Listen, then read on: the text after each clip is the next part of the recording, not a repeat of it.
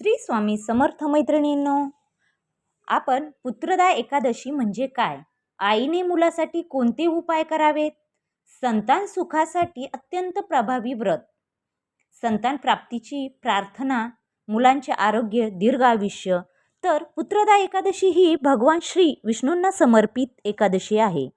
धार्मिक मान्यतेनुसार ही एकादशी संतान सुख, मुलांचे आरोग्य, दीर्घ आयुष्य, सद्गुण आणि कुटुंबाच्या कल्याणासाठी महत्त्वाची मानली जाते.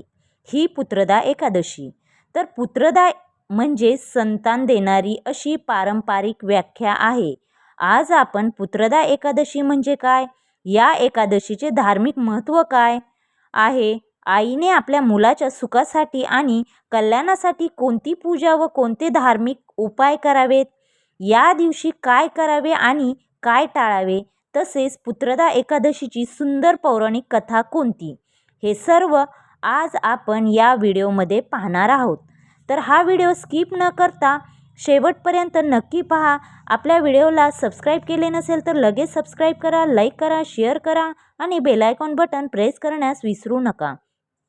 चला तर मग, पुत्रदा एकादशी वर्षातील 2 एकादशी जोडली जाते. श्रावण शुक्ल एकादशी आणि पौष शुक्ल एकादशी.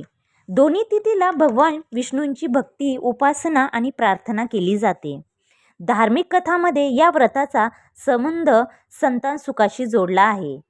पुत्रदा याच्यामध्येच तुम्हाला समजून गेलेले आहे की पुत्रदा एकादशी जी आहे हे संतान सुखासाठी जोडलेली आहे.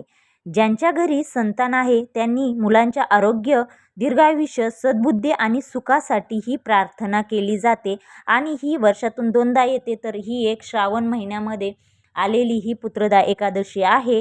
तर ही मुलांच्या, ज्यांना संतान नाही त्यांनी हे व्रत करावे, ज्यांना आहे त्यांनी आपल्या मुलांच्या आरोग्य, दीर्घायुष्य, सद्बुद्धी, चांगले संस्कार आणि यश याच्यासाठी देखील आईने मुलासाठी ही प्रार्थना करावी, अशी ही परंपरा आहे.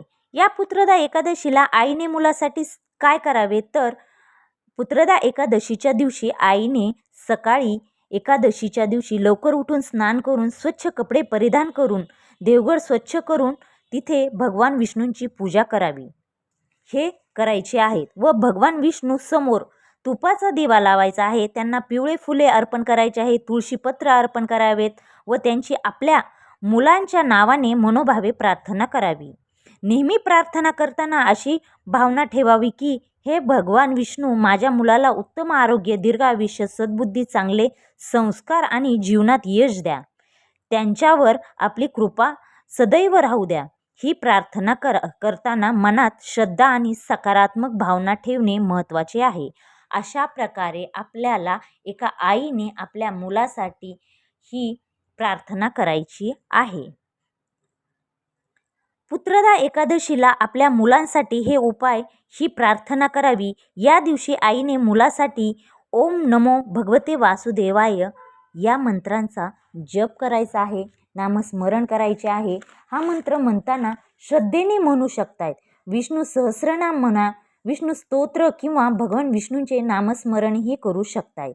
अशा प्रकारे आपल्याला पूजा करायची आहे. त्याचबरोबर हे मंत्र आणि नामस्मरण देखील आपल्या मुलांच्या सुखासाठी, संतान प्राप्तीसाठी हे उपाय करायचे आहेत. हे एका आईने करायचे आहेत.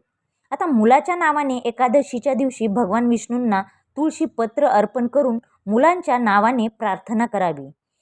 मुलगा किंवा मुलगी ज्या वयाची असेल त्यानुसार त्यांना चांगले संस्कार, शिक्षण आणि सद्बुद्धी मिळावी अशी प्रार्थना करावी. आणि आईने फक्त मुलासाठी प्रार्थनाच करू नये, तर पुत्रदा एकादशीच्या दिवशी फक्त पूजा करणे म्हणजेच प्रार्थना झाली असे नाही, एवढेच महत्त्वाचे नाही, तर आईने मुलाच्या प्रेमाने चांगले संस्कार द्यावेत. मुलाला देवाचे नामस्मरण, मोठ्यांचा आदर, सत्य बोलणे, गरजू व्यक्तीला मदत करणे आणि चांगले आचरण याचे महत्त्व सांगावे. या दिवशी पुत्रदा एकादशीच्या दिवशी आपल्या मुलांना देखील, थोडे मुलगा किंवा मुलगी मोठे असेल तर त्यांना हे संस्कार आपण द्यायला हवेत. फक्त आपण त्यांच्यासाठी देवाकडे मागतोय एवढंच करायचं नाही, तर आपण देखील स्वतः त्यांना हे संस्कार द्यायचे आहेत की मोठ्यांचे आदर करा, देवाचे नामस्मरण करा, गरजू व्यक्तीला मदत करा. अशा प्रकारे आपल्याला त्यांना हे सांगायचे आहे. मुलांच्या हाताने या दिवशी गरजू व्यक्तीला अनाथ आश्रमामध्ये तुम्ही दान देऊ शकताय, अन्नदान देऊ शकताय, फळे देऊ शकताय, पुस्तक देऊ शकताय. ज्याला ज्याची गरज आहे ते दान आपल्या मुलाच्या हाताने देऊ शकताय. मनापासून मदत करावी. या पुत्रदा एकादशीच्या दिवशी या गोष्टी करू नयेत, की कोणत्या गोष्टी करायच्या नाही तर भांडण करायचे नाही, राग करायचा नाही, अपशब्द कोणाला बोलायचे नाही, विनाकारण त्रास द्यायचा नाही, हे टाळायचे आहे. आणि या दिवशी जेवढं शांत राहता येईल तेवढं आपल्याला शांत राहायचं आहे. या एकादशीची पौराणिक कथा पाहण्यास गेलो तर बघा, राजा सुकेतुमान आणि राणी शोभ्या यांची एक प्राचीन काळी भद्रवती नावाच्या नगरीमध्ये सुकेतुमान नावाचा राजा राज्य करत होता आणि राजा आणि राणीला संतान नव्हते. त्यामुळे राजा खूप चिंतेत असे. एके दिवशी राजा वनात गेला. तिथे त्याला काही ऋषीमुनी भेटले. राजाने आपली चिंता त्यांच्यासमोर व्यक्त केली आणि ऋषींनी राजाला सांगितले की आज पुत्रदा एकादशी आहे. श्रद्धेने भगवान श्री विष्णूंचे व्रत आणि पूजन करावे. राजाने ऋषीच्या सांगण्याप्रमाणे एकादशीचे व्रत केले, भगवान विष्णूंची पूजा केली आणि द्वादशीला विधीपूर्वक पारण केले. कथेनुसार भगवान श्री विष्णूंच्या कृपेने नंतर राणीला पुत्रप्राप्ती झाली आणि तो पुत्र गुणवान व पराक्रमी झाला. ही कथा पुत्रदा एकादशीला संतान सुखाशी जोडणाऱ्या प्रमुख धार्मिक कथापैकी एक ही अशी आहे. अशा प्रकारे राजाची ही जी कथा आहे ती खरंच अशी घडलेली आहे. त्याच्यामुळेच आपण पुत्रदा एकादशीला, ज्याला संतान नाही वगैरे काही नसेल तर ते पुत्रदा एकादशीच्या दिवशी व्रत करतात. व्रतामध्ये काही नाही, भगवान श्री विष्णूंची आपल्याला मूर्ती असेल किंवा एखादा फोटो असेल त्याची पूजन करायचे आहेत. कसं करायचं आहे मी तुम्हाला या व्हिडिओमध्ये सांगितलेले आहे. पूजन करायचे आहे म्हणजे आपल्याला हळदी कुंकू, अक्षदा व्हायचे आहेत, फुले व्हायची आहेत, दिवा लावायचा आहे, तुपाचा दिवा लावायचा आहे आणि नामस्मरण करायचे आहे, मंत्र जप म्हणायचे आहे. दुसरं काही एवढं विशेष अशी पूजा नाही आहे. परंतु ही पूजा करणार आहे तर मनापासून ही पूजा करा, नक्की तुम्हाला याचे फळ भेटणार आहे.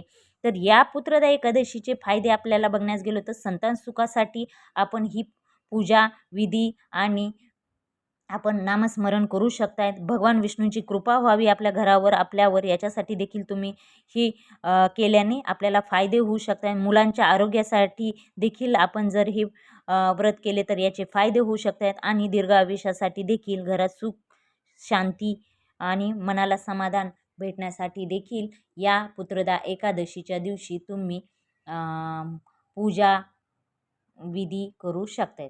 अशा प्रकारे पुत्रदा एकादशी म्हणजे काय, आईने मुलासाठी कोणते उपाय करावेत, संतान प्राप्तीची प्रार्थना, मुलांचे आरोग्य, दीर्घायुष्य, सद्बुद्धी, चांगले संस्कार आणि यश, पूजाविधी, कथा आणि फायदे, हे या व्हिडिओमध्ये मी संपूर्ण माहिती सांगितलेली आहे. कमी वेळात खूप जास्त माहिती सांगण्याचा मी या व्हिडिओमध्ये प्रयत्न केलेले आहे. तुम्हाला जर हा व्हिडिओ आवडला असेल तर नक्की लाईक करा, शेअर करा, सबस्क्राईब करा आणि बेल आयकॉन बटन प्रेस करण्यास विसरू नका.